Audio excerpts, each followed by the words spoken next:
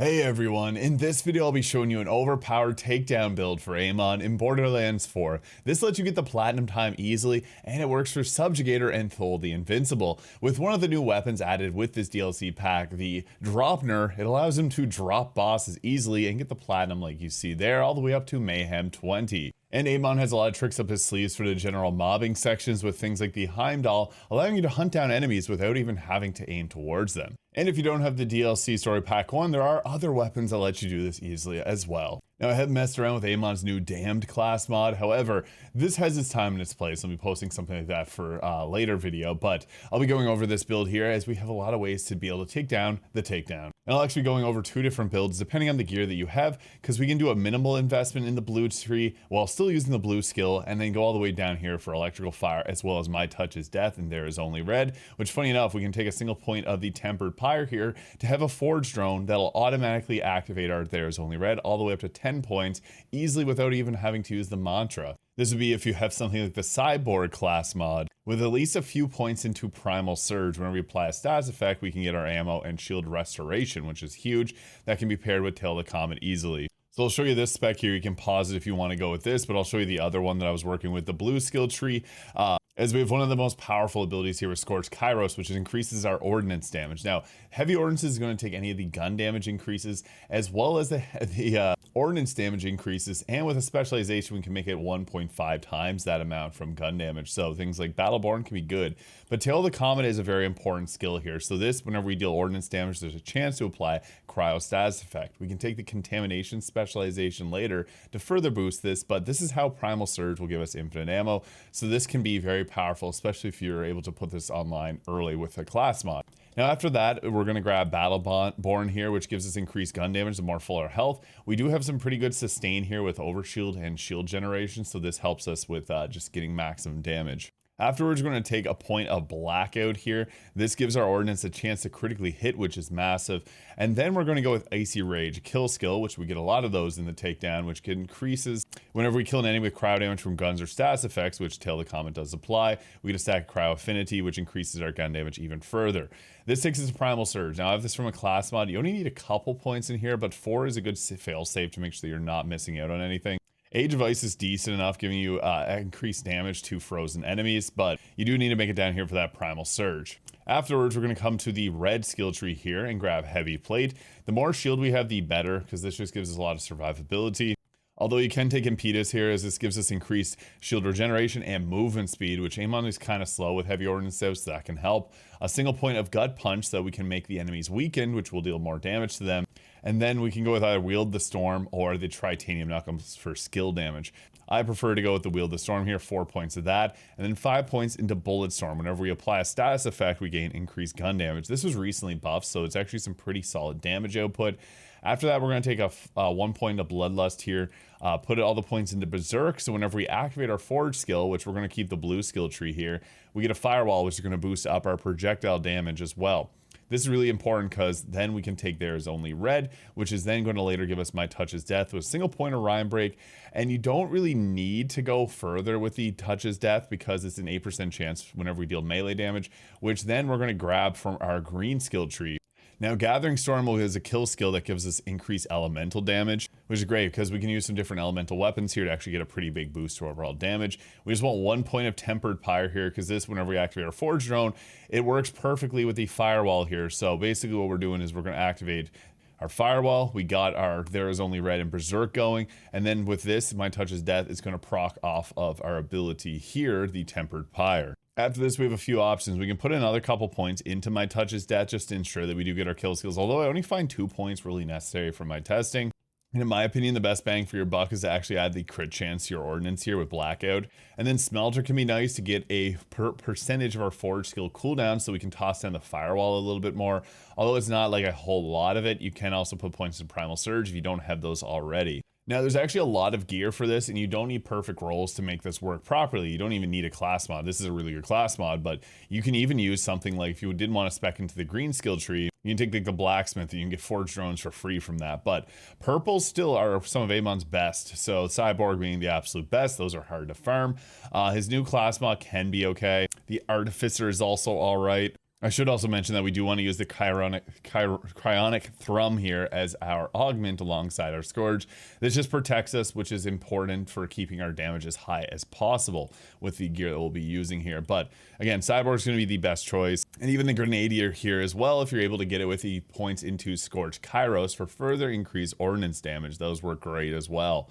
Now for mobbing, I like the fireworks here, since this is just going to give us the extra damage against mobs, and we're going to be taking out a lot of them, so this can be great. You can then swap it out for something like the Watts for Dinner once you get to bossing. So the nice thing about this is, with the Watts for Dinner, we got ways to generate shield by using the Primal Surge here, which gives shield restoration. What's great about that is, since this is going to give ourselves increased damage onto our gun, it drains that and then also gives us shield. So it's pretty effective. This would be the best in slot. Cinder Shelly can work as well, because you can get similar rolls on it, but Watts for Dinner gives us extra shock damage, which is just huge. Unfortunately, Super Soldier no longer gives us that increased fire rate and ammo. It doesn't give us the regeneration of ammo for heavy ordinances, which would make a change to our class mods, but Watts for Dinner or fireworks best in slot.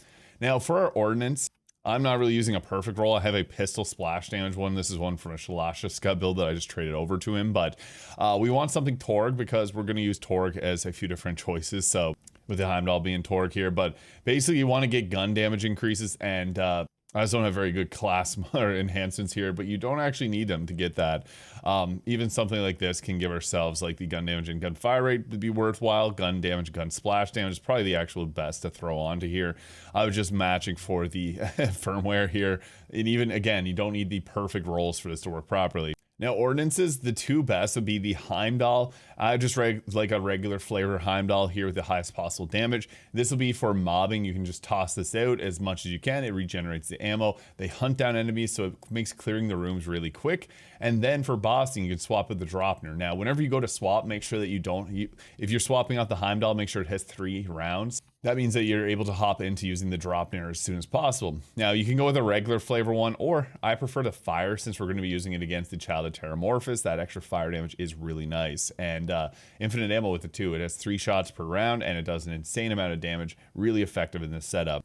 And for our ordnance, or for our rep kit, the kill spring here is just the best choice, because this allows us to just heal ourselves while we have our ordnance out. So on kill, converts 100% excess damage into healing orbs that'll seek out nearby allies or yourself.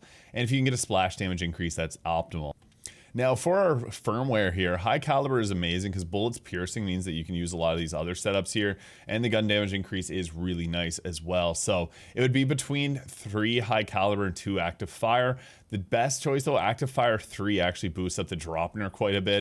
So it would be ideal to swap out and put the multiple into active fire here, just to maximize damage we get with the Dropner against the boss, although it's not fully needed. And honestly, I'd recommend just sticking around Mayhem 10. Mayhem 20 just feels a little annoying. You can still easily do it, but it's just faster clears, and then that means you get more loot from Mayhem 10, and from my experience, it's just better to go with it. So into weapons, there's actually a few really good ones. I always like to have a stray on any of these bossing type setups with the target marker. The stray is also amazing in this, because if you end up messing up your ordnance, you can just pull out the stray and it'll hunt down enemies for you. For lower levels, I love the Dark Beast, because this will naturally pierce, so you don't need the high caliber 3, and it does a pretty good amount of damage, and you can have an ammo swapper on it. And there's a lot of corrosive weakness enemies here, so this just is a really solid weapon to always have slotted. The bod still works really well, especially if you have like the Torg enhancement there, and you can get a few different flavors of bod. You probably have one handy. Torg Impact being the way to go. I also like the mantra, because this is another way that we can activate our there is only red here, and the melee my touch is death, but the forge stone from the green skill tree does it just as easily. Now for specializations, like the two best would be fragmented payload, so ordnance gets a critical hit chance and increased damage, and also full spectrum arsenal. Now what's great about this is this takes any gun damage increases, and then our heavy ordinances will now get 1.5 times it. So heavy ordinances count as guns and ordinances, so they get both of these double dipping. Pretty great. And we're really do this 50% gun damage, which is now like 75% on our Heimdall and things like that. Great choice.